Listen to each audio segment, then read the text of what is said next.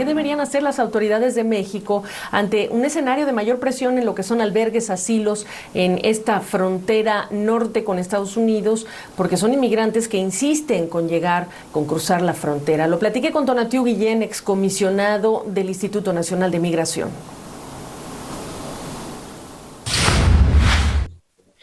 México tiene pues varios años, Gabriela, con una política migratoria eh, dura de contención, pero al mismo tiempo muy ineficaz.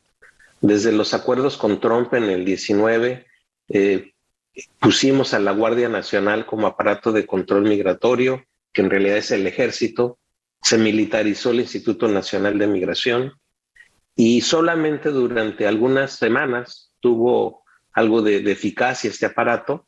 Después tuvimos la pausa de la pandemia, pero tenemos exactamente 2 años con una curva continua de ascenso en los flujos de migrantes.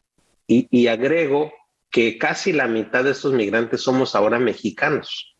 Entonces, el tener algún control de los arribos a la frontera sur de Estados Unidos implica también a los mexicanos, lo cual es jurídicamente imposible, pero del otro lado nos demuestra que las medidas de barreras y de contención no funcionan.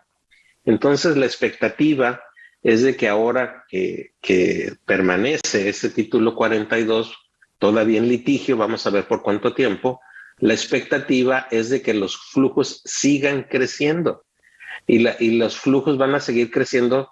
Si seguimos la misma curva que traemos desde hace 2 años, van a ser todavía mucho más impresionantes y además con más diversidad de orígenes. Son una cifra y una lista increíble de países la que cruza por México, unos desde Asia, otros de África, América del Sur, Nicaragua, por ejemplo, que no era tan importante, ya es un grupo muy importante, y agregamos a los mexicanos y entonces el escenario pues está 4 veces más que hace 2 años. Entonces ya el control no va por las medidas de contención y ya cierro la idea diciendo que entonces hay que hacer otra cosa distinta. Y esa ¿Qué cosa es la distinta, otra cosa distinta?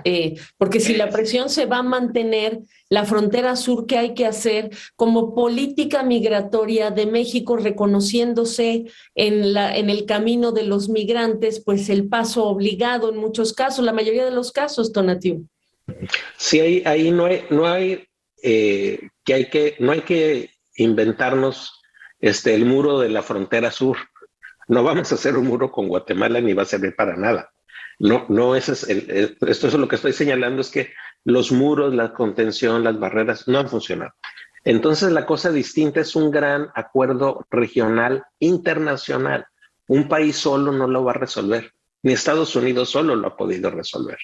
Entonces hay que caminar hacia un gran pacto regional en materia de refugio, migración y desarrollo que permita otro tipo de estrategias coordinadas, con corresponsabilidades definidas, con instrumentos en estos 3 campos estructurados de manera acordada, convenida, y por ello pues, la importancia de eventos como la Cumbre de las Américas, que pudiera ser el lugar para establecer no la solución, pero sí un eje nuevo de tratar a la problemática. Ahora, Cumbre de las Américas, muchos gobernantes no van a ir, gobernantes de países expulsores que incluso no quisieran ver de regreso a quienes se van de lugares o países que son autoritarios. Estamos hablando de Nicaragua, por ejemplo, o estás hablando de Cuba, por ejemplo, y ahí. Esos son situaciones que efectivamente establece una particularidad de desafíos, pero el otro conjunto lo conocemos bien, Gabriela, conocemos bien la problemática al interior de México. Sabemos claramente que de Guerrero y de Michoacán y de Zacatecas hay una movilidad muy grande de desplazamiento y otra por razones laborales ahora por la situación económica en México. Eso lo podemos atender. Sabemos cómo está la situación en el norte de Centroamérica, también se puede atender. Sabemos también cómo está la problemática en Haití y se puede trabajar en ello. Entonces, no hay una sola salida, sino un conjunto de estrategias. Y te van a quedar situaciones complicadísimas. Por ejemplo, ¿qué hacer con las personas que vienen de la India, de Nepal, de Angola, de Somalia?